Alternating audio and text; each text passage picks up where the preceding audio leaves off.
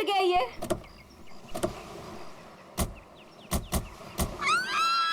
यहाँ मैं और आयशा रहेंगे। वाओ, थैंक्स करण।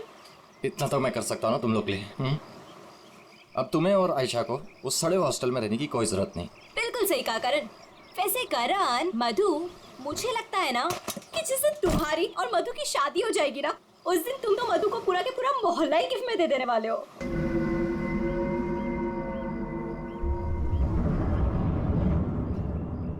लगता है सामने वाले घर में कोई रहता है।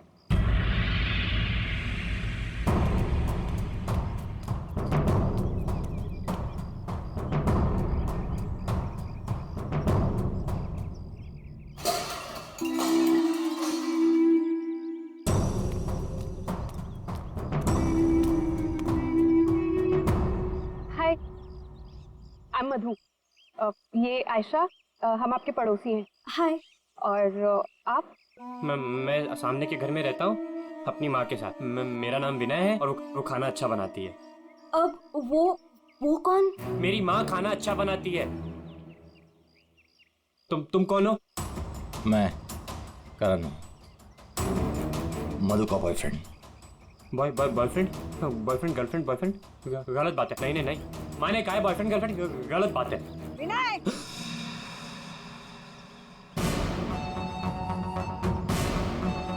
घर में चलो। कितनी बार मना किया है कि अजनबियों से मत बात किया करो। आ रहा हूँ ना। देखो, वो मेरी माँ है, उनको नमस्ते करो। अरे नमस्ते करो उनको।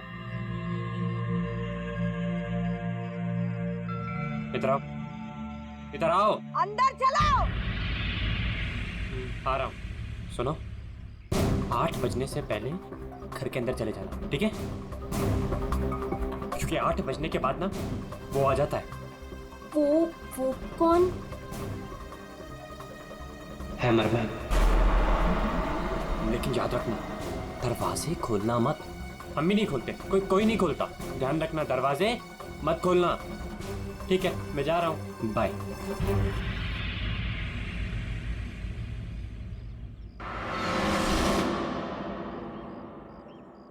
दिमाग खराब है इसका यार। इसकी माँ से बांध कर क्यों नहीं रखती है?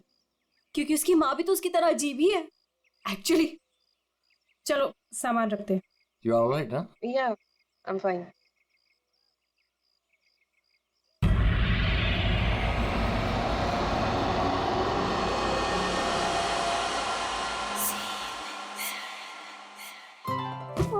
So beautiful.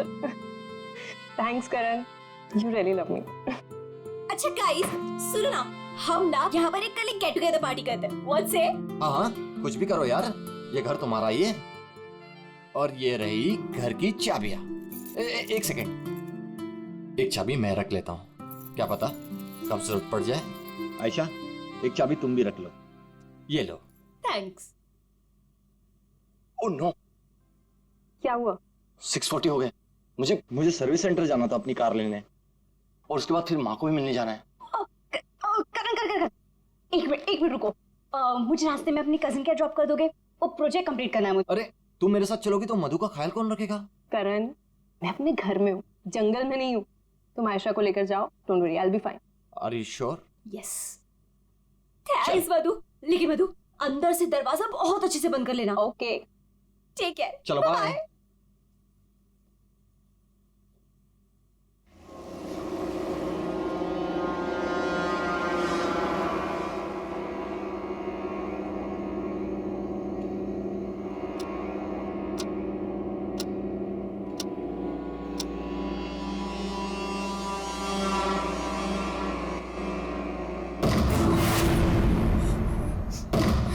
कौन है?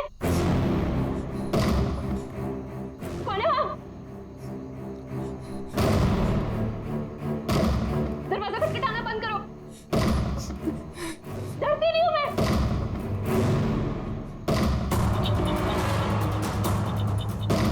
क्या करूं? करण को फोन कर।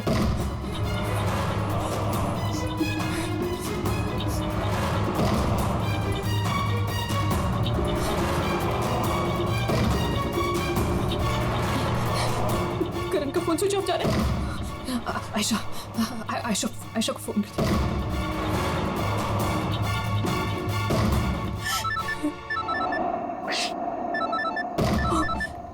अब क्या करूं? अंधेरा करती हूँ।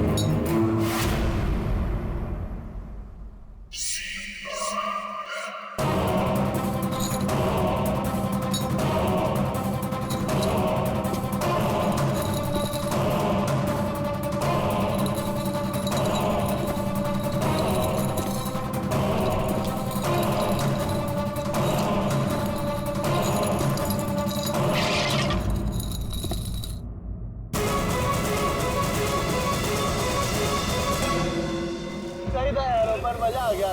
कल रात को तो क्या मस्ती मारी यार। अरे पूछो मत यार, मजा आ गया था। बहुत। बस बस बस रोक दो यार। Thank you. अरे मधु ना आज मेरी जान ही ले लेने वाली है। एक तो मैं अपना फोन भूल गई, रात को घर भी नहीं आई। लगता है आज तो वो मुझे ना पक्का इस घर से निकाल ही देने वाली है। अरे अगर वो तुझे घर से निकाल देगी तो हम तुझे घर के अंदर फिर से डाल देंगे। क्यों अभी? ओहो मैडम, घर से तो तब निकलोगी जब घर के अंदर जाओगी। जाओ, डोरबेल बजाओ, मधु को लेके लंच पे जाना है, वीकेंड की प्लानिंग करनी है। गो फास्ट। जा रही हूँ। और जल्दी आओ।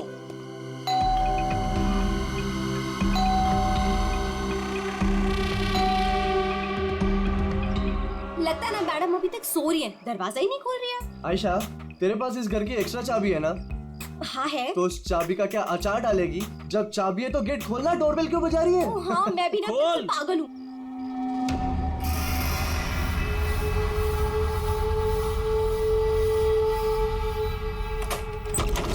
मधु, अरे मधु कब तक सोएगी? उठ मधु, मधु, मधु, अरे उधर देखो यार।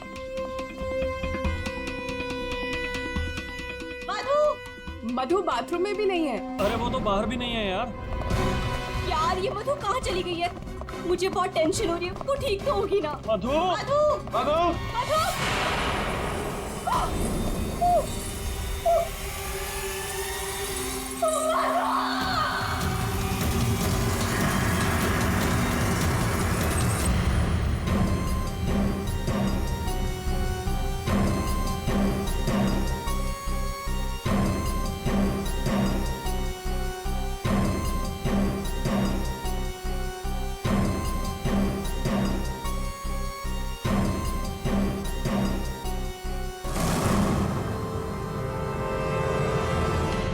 अभिजीत, इस हथौड़े से जिस पर भी वार किया गया होगा ना, लगता नहीं वो जिंदा बचा होगा। सर मगर लाश कहाँ है? उन्हीं लाश ले गया और ये हैमर यहीं छोड़ गया। और हथौड़ा भी ऐसा जिस पर कहीं कोई फिंगरप्रिंट के निशान नहीं। और सर यहाँ पे तो कोई तोड़फोड़ भी नहीं मची हुई है, सब चीज अपने जगह पे।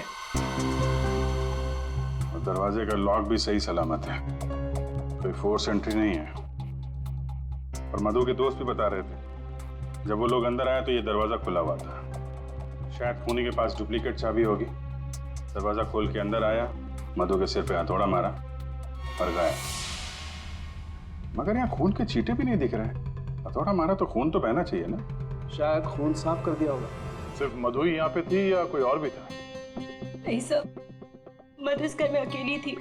इस घर की चाबी और किस किस के पास रहती है? सर, ये सवाल आपको करण से पूछना चाहिए सर। क्यों? करण से ही क्यों? करण ने ये घर आयशा और मधु के लिए लिया था। तो सर एक चाबी करण के पास भी थी। मधु और आयशा के लिए करण ने घर लिया था, क्यों? मधु करण की गर्लफ्रेंड थी सर। कल रात आयशा तुम कहाँ थी? सर वो कल रात मैं अपने कजिन को मिलने गई थी। वापस आना था तो लगेज यही छोड़कर गई थी, पर लेट हो गया था, सोचा कॉल कर मधु को सब बता दूं। पर अपना फोन भी यही भूल गई थी सर। जरा इस करण का फोन नंबर देना।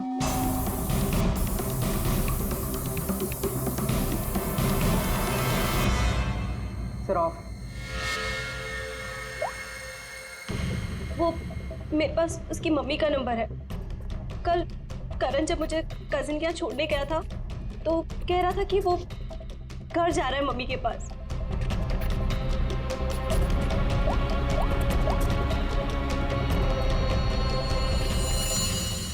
हेलो आंटी, करण है? कल रात को आया था क्या वो?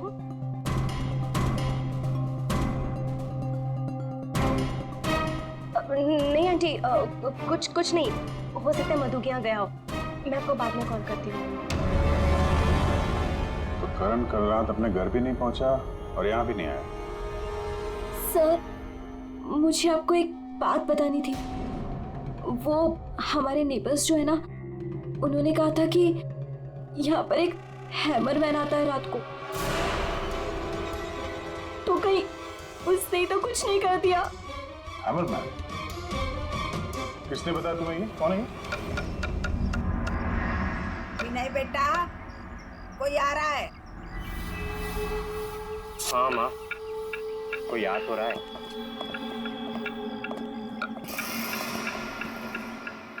सब्जी काट रही है या लकड़ी काट रही है? काट वहाँ रही है, आवाज यहाँ तक आ रही है।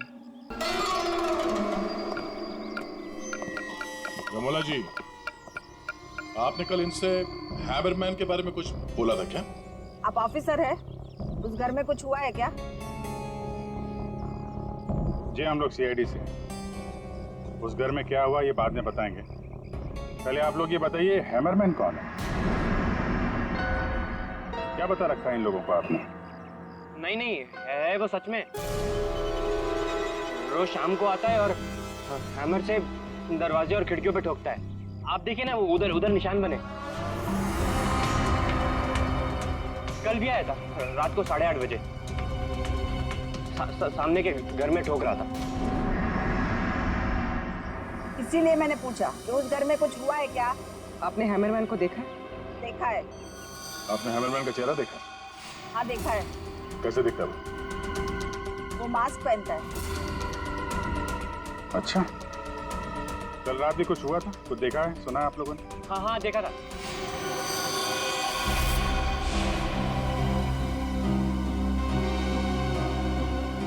यमोला जी, अभी आंख दिखाने से कोई फायदा नहीं। बोलो, क्या देखा था तुमने? कल रात 8:30 बजे मैंने खिड़की से देखा कि बस फिर मैंने नहीं देखा। माँ ने खिड़की बंद कर दी। एक आदमी और एक औरत। वो आदमी तो करण हो सकता है। और सर वो औरत? करण की कोई साथी? दोनों अंदर गए, मधु का खून किया और लाश लेके पीछे के रास्ते से निकल गए। एक बार पीछे की तरफ देख लेते हैं। आप लोग यहीं पे रुकिए। पूर्वी, इनसे हैमरमैन का स्केच बनवाओ। पीछे के दरवाजे से वही घुसेगा जिसे अपने पड़ोसियों की नजरों से बचना होगा। तो नहीं होगा जो मधु को लेकर निकल गए।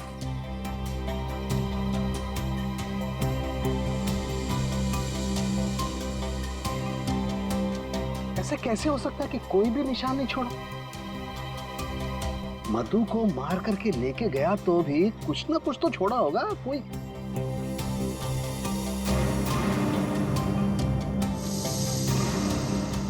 एक मिनट, ठीक है।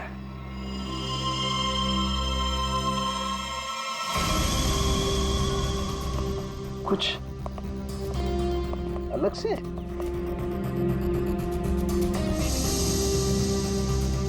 नी मिट्टी यहाँ पे?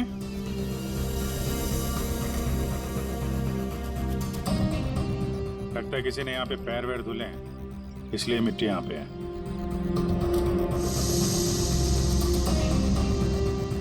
अभिजीत, ये मिट्टी में जो है ये बहुत खास है। ये देखो, इस मिट्टी में एल्गी है। शैवाल? शैवाल एक तरीके की काई होती है, और ये काई यहाँ की मिट्टी में नहीं हो सकती। ये तो ऐसी मिट्टी में होगी जो पानी वाली जगह होगी, कोई तालाब, कोई झील, कुछ ऐसा। झील, तालाब? ये तालाब है जो मधु के घर से सबसे नजदीक है।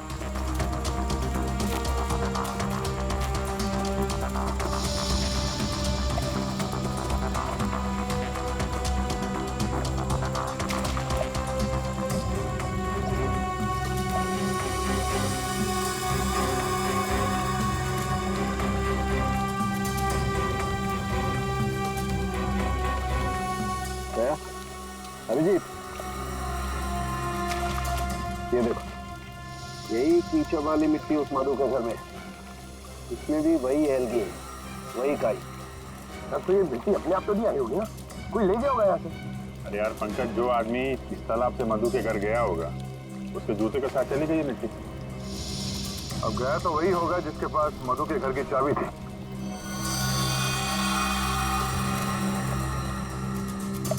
पर कौन गया होगा?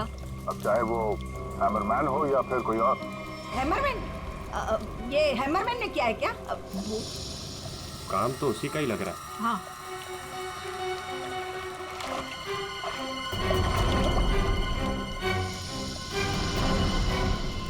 हाँ, वहाँ नीचे कुछ दिख रहा है।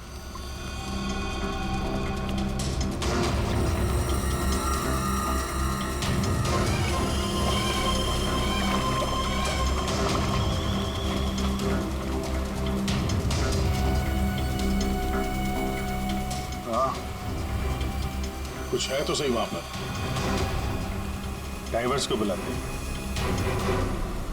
और क्रेन भी।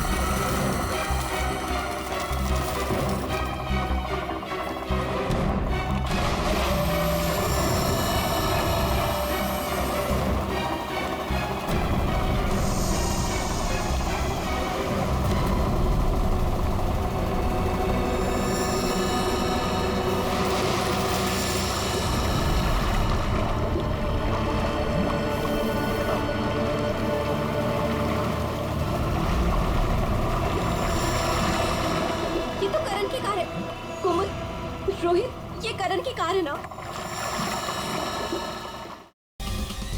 कोमल, रोहित, ये करण की कार है ना? पर करण अपनी कार इस तालाब में क्यों फेंकेगा? हो सकता है हैमरमैन लेकर आया हो। करण की कार का नंबर और इस कार का नंबर दोनों सेम है।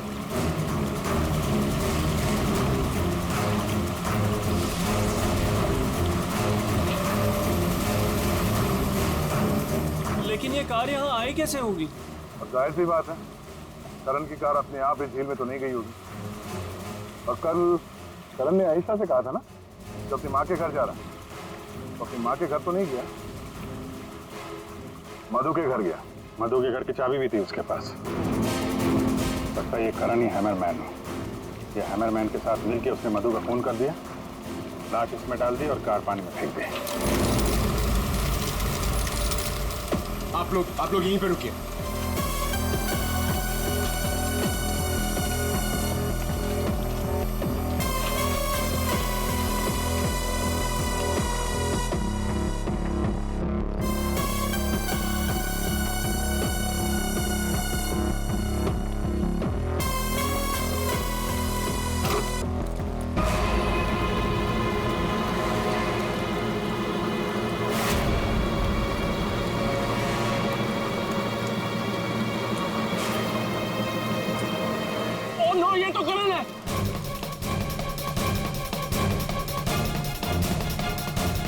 प्लीज प्लीज आगे मत जाइए।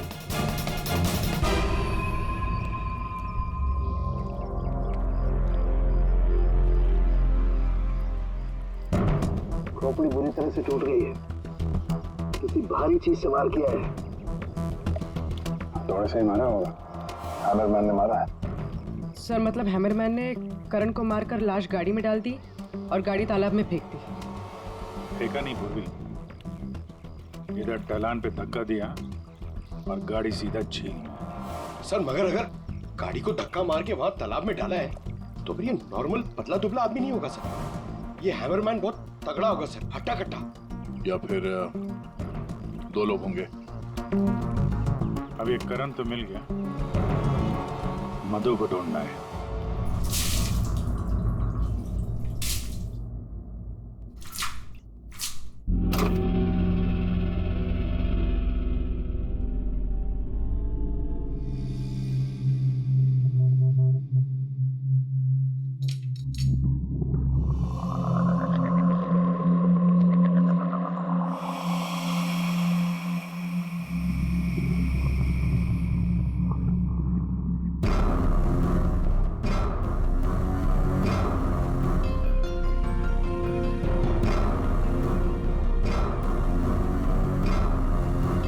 कपड़े का टुकड़ा,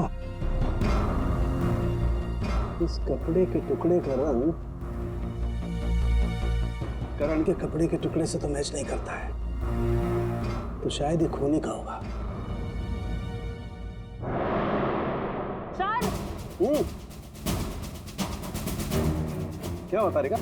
सर इस कपड़े के टुकड़े के अलावा और भी ऐसा कुछ है जो हमें बहुत कुछ बता सकता है। अंगूठी डायमंड की है, लगता है कार चलाते समय गियर बदलते वक्त गिर गई होगी। तो ये लड़की कार चला रही होगी तो तारिका कार चलाने वाला इस मेरे को भी जरूर एडजस्ट तो करता ही होगा ना, क्या बोलती? सही बात। तो फिर ये मिरर भी कुछ ना कुछ कहानी जरूर बताएगा।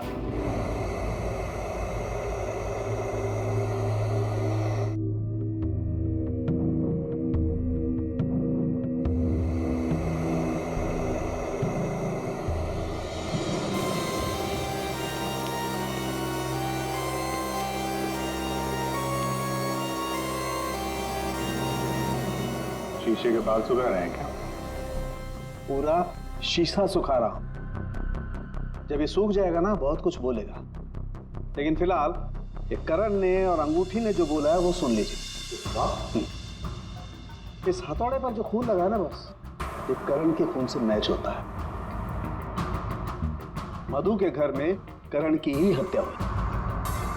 और सर ये हीरे की अंगूठी मिली हमें उस गाड़ी में से, ड्राइवर सीट के नीचे पैरों के पास। ये अंगूठी? ये तो मधु की है। हाँ सर, हमने मधु के घर से उसके कुछ फोटोग्राफ्स लिए थे, उसमें मधु ने यही अंगूठी पहन रखी। इसका मतलब वो कार झील तक मधु चला कर लाई और इसीलिए वहां मोटी कार में गिर गई। तो क्या करण का खून मधु ने किया? नहीं दिया, मुझे नहीं लगता, ये चक्कर कुछ और ही है। अगर ये अंगूठी मधु रेगुलरली पहना करती थी तो इतने आसानी से उंगलियों से निकलेगी ही नहीं ना, वो गिरेगी ही कैसे? वो तो जरूर वहां पर जानबूझकर डाली गई थी ताकि सारा शक मधु पर जाए और हम मधु के आसपास ही घूमते रहे। और सर मधु का भी अभी तक कुछ अता पता है नहीं। लो भाई, इस शीशे ने भी मुंह खोल दिया है। ये देखिए, इस पर बहुत सारी उंगलियों के निशान हैं। मधु यहाँ पर है नहीं, वरना उसकी उंगलियों से मैच करके देखो। कोई बात नहीं सर, जब मधु मिल जाएगी तो मैच कर लेंगे। काम करते हैं, 7 बजे से लेकर 9 बजे तक ये करण कहाँ कहाँ था इसके डिटेल्स निकालते हैं, अपने आप सब कुछ पता चल जाएगा।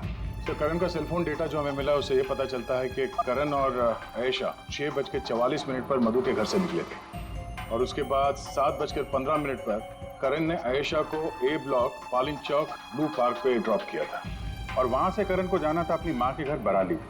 लेकिन वहां ना जाकर ये वापस मुड़ता है और मधु के घर की तरफ आता है।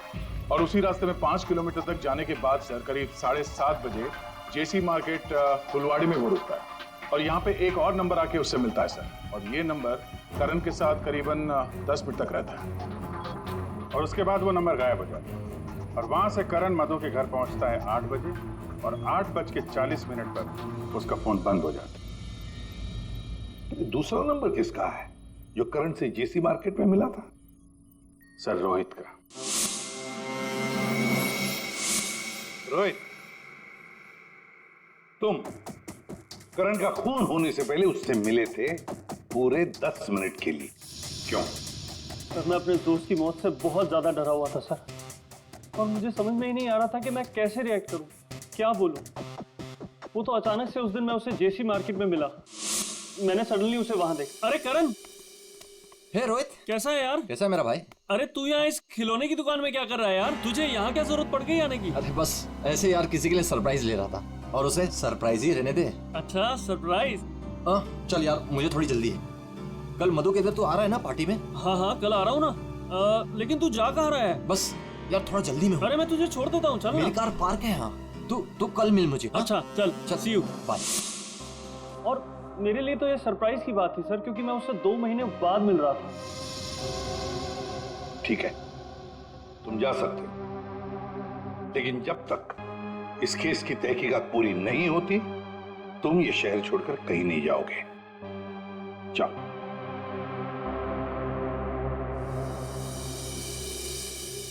बड़ी अजीब बात है, ये करण अपनी मां से मिलने जाता है लेकिन वहां नहीं जाता है खिलौने की दुकान में। क्यों? तो फिर क्या खरीदता है वहां पर? और किसके लिए? उसने वहां से जो कुछ भी खरीदा होगा वो लेकर वो सीधे मधु के घर गया। तो कहीं उसने वहां से ये मास्क तो नहीं किया? और वहां से वो मधु के घर पहुंच गया जहां पे हैमरमैन उसका इंतजार कर रहा था, जिसने खून कर दिया उसका। अब ये तो कुमुद ही बता सकती है। कुमुद? सर आखिरी बार करण की बातचीत फोन पर कुमुद से हुई थी और विनय ने भी बताया था सर कि उस रात हैमरमैन के आने से पहले घर के बाहर उसने गाड़ी के हेडलाइट पे 2 लोगों को देखा था सर, एक लड़का और एक लड़की। और उस लड़की के हाथ में कुछ ऐसा था जो चमक रहा था। सर कुमुद के हाथ में भी एक ब्रेसलेट है, वही चमक रहा होगा। ये कुमुद और करण होंगे घर के बाहर।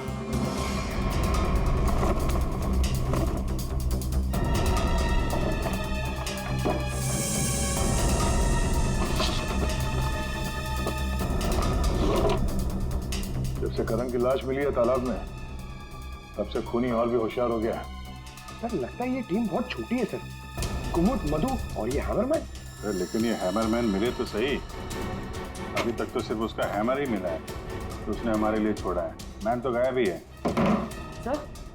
सर ये कुमुद तो भागने की तैयारी से घर से निकली, सारे कपड़े लेकर भागी और उसका मोबाइल भी स्विच ऑफ आ रहा है। अरे ये कहां से आ गए यहाँ पे? कौन कहां से आ गया? ये देखो, इसका मतलब है ये कुमुद रमोला और विनय को पहले से जानती थी। एनवेलप पे डेट पिछले महीने की है और ये कुमुद बोल रही थी कि ये रमोला और विनय को पहले कभी मिली ही नहीं।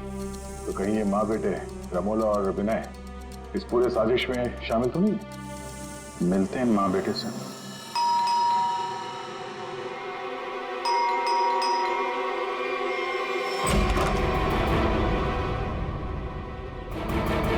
पूरी पंडित करिए तलाशी लो, देखो कोई है क्या अंदर।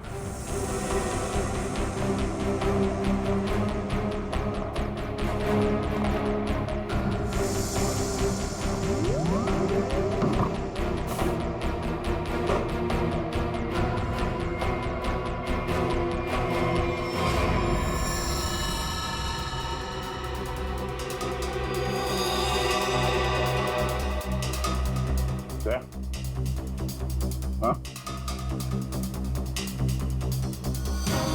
ये दीवार देखो यार,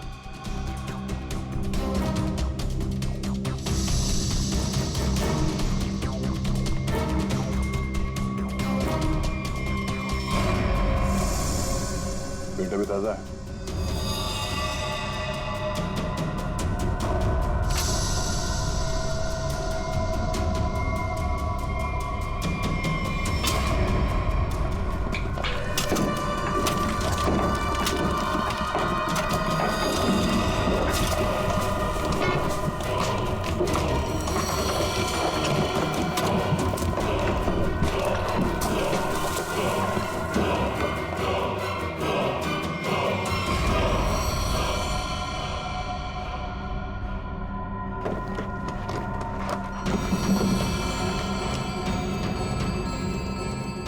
ये तो मधु है।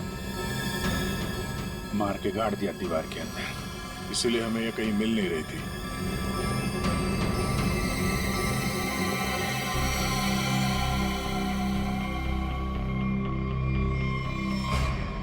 सर इसे भी हथौड़े से मारा।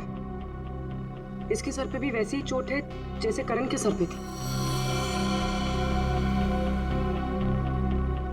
यार ये जो कुछ भी हुआ है कल रात 8:30 बजे के बाद ही हुआ है। बारिश के दिनों में ये दीवार इतनी जल्दी सूख कैसे गई? इस दीवार के प्लास्टर को सुखाने के लिए कहीं से हीटर या इंडस्ट्रियल हीटर मंगाया होगा। सर अभी यहाँ पे रास्ते पे मोड़ पे मैंने एक वो जो इंडस्ट्रियल इक्विपमेंट भाड़े पे देते ना सर, उसकी दुकान देखी थी सर। जाके पता करो। वो नहीं है बहुत चालाक, अच्छी प्लानिंग कर रखी थी। उसको मालूम था कि मधु यहाँ सामने वाले मकान में रहने आने वाली है। और यहाँ पे हैमरमैन होने का अफवाह फैला दिया ताकि शक उस पे नहीं हैमरमैन पे जाए। और तीनों फरार हैं, रमोला, विनय और कुमुद। सर मैंने इंडस्ट्रियल हीटर के सप्लायर के बारे में पता किया। इनको रमोला और विनो के बारे में पता है, इन्होंने ही सप्लाई किया था वो हीटर। अच्छा, अब जरा ये फोटो देखिए। यही माँ बेटे आए थे आपके पास?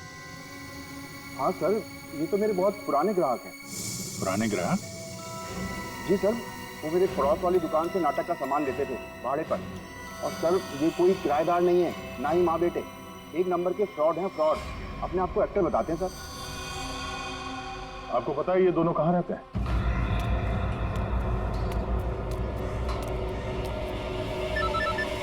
तो निकल, मैं मिलता हूँ। हाँ चल मिलते हैं।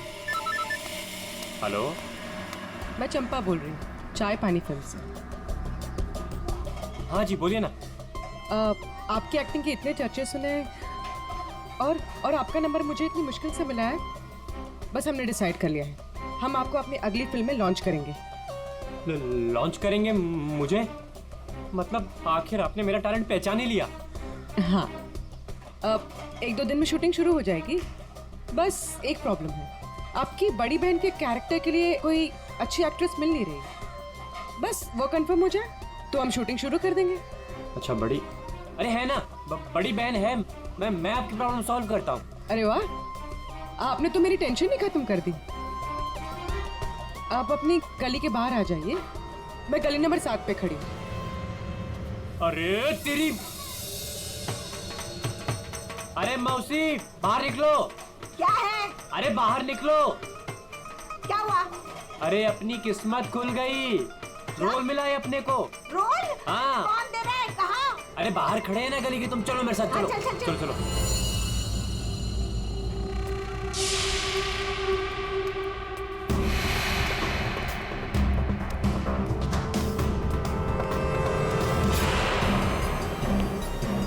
CID? हाँ CID। कहाँ जा रहा है? अच्छे मुजरिम का किरदार तो तुम लोगों ने निभा दिया, अब जरा एक अच्छे गवाह का किरदार भी निभाओ। अब ये बताओ कि कुमुद कहाँ है?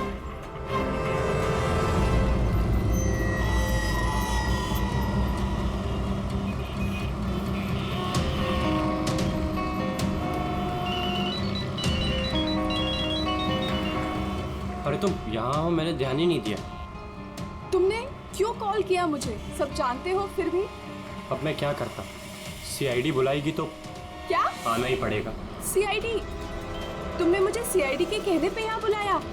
मैडम आप बहुत स्मार्ट हैं, लेकिन हम आपसे ज्यादा स्मार्ट हैं। सर आप मेरी बात सुनिए। नहीं, बात सुनेंगे आपकी, लेकिन ब्यूरो चल के सुनो। चलिए। कहाँ कहाँ भाग रही मैडम? पैदल ही जाएगी क्या सीआईडी ब्यूरो तक? गाड़ी लाए हम तुम्हारे। चल।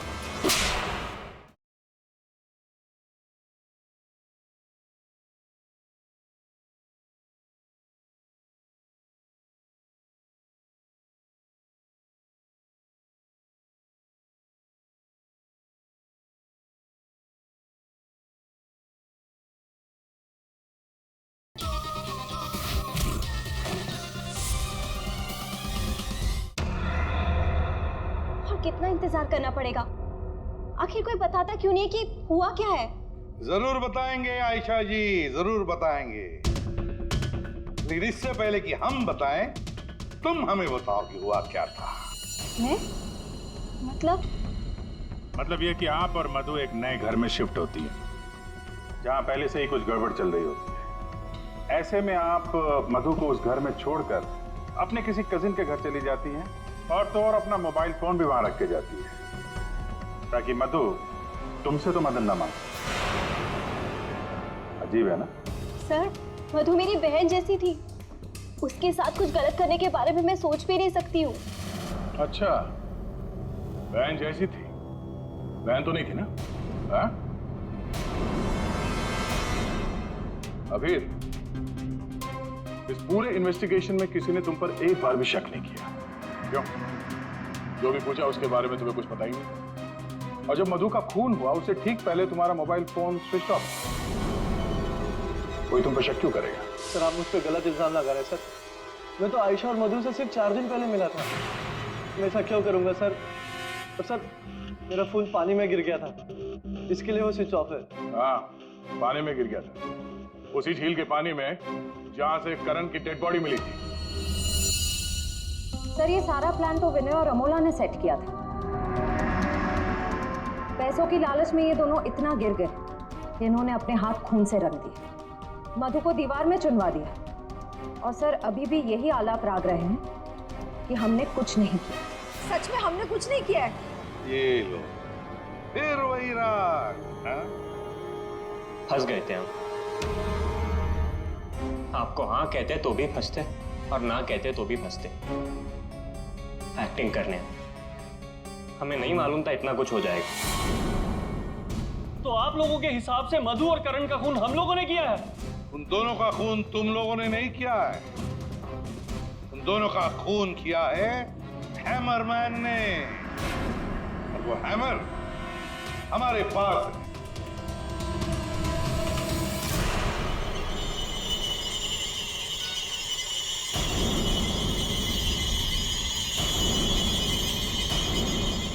कुमुद, ये कहाँ थी? ये हैमर छुपाने गई थी, हमने ढूंढ निकाला, है ना? I'm sorry रोहित, मुझे माफ कर दो।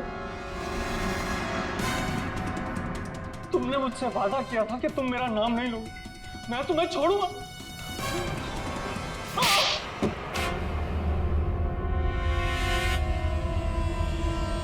हाँ मैं हूँ वो हैमरमैन। क्यों मारा तुमने उन दोनों को? वो दोनों तो तुम्हारे दोस्त थे ना? कोई दोस्त नहीं, कोई प्यार नहीं, वो दोनों धोखेबाज थे। मधु 5 साल से मेरी गर्लफ्रेंड थी, और 5 मिनट में उसने मुझे लात मार दी उस करण के लिए। जानते हैं क्यों? क्योंकि उसके पास पैसा था। और उसी समय मैंने डिसाइड किया कि मैं उससे बदला लूंगा, उन दोनों से। तुमने इसका साथ क्यों दिया? मैं रोहित से बहुत प्यार करती हूँ, मुझे उसका साथ देना पड़ा। तैयारी तो तगड़ी कर रखी थी तुमने। 3 महीने से प्लान कर रहा था मैं, उन दोनों को एक दर्दनाक मौत मारने की। बस इंतजार कर रहा था। 3 महीने का इंतजार? किस चीज के लिए? सही वक्त का इंतजार। और वो सही वक्त तब आया जब मुझे करण ने मधु के लिए घर ढूंढने के लिए कहा, और उसे मैंने ये वाला घर दिला दिया। और उसके बगल वाला घर मैंने कुमुद के नाम से रेंट पर ले लिया, और वहां इन दोनों घोचुओं को रखा, इन बेवकूफों को। और हैमरमैन बनने का प्लान बनाया। बन गए हैमरमैन, ताकि तुम पर कोई शक न करे। हाँ, मारना तो मैं करण को भी चाहता था, लेकिन उस रात नहीं। उस रात मैं सिर्फ मधु को मारने आया था। मैं हैमरमैन बनकर मधु के घर में घुस गया।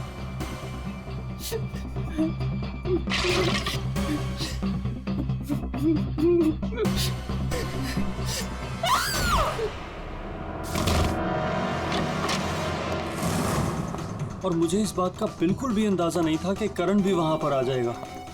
वो मधु के साथ मजाक करने आया था, नकली हैमरमैन बनकर। उसने मास्क जब मैंने उसे मार दिया तब मुझे पता चला कि वो दरअसल करण ही था। मैंने कुमोद, रमोला और विनय की मदद से दोनों लाशों को ठिकाने लगा दिया। रोहित जी, ये हथौड़ा हमें ना भी मिलता ना, तब भी तुम बच नहीं सकते थे, क्योंकि करण और मधु ने मरने के बाद भी हमें बताया कि खूनी तुम हो। रोहित, कुमुद, रमोल और विनय, तुम सब ने मिलकर मधु और करण का खून किया है। अब जेल में बैठकर हैमरमैन की नई नई कहानियां सुनाते बैठना इन सबको, तब तक फांसी का ऑर्डर तो आ ही जाएगा।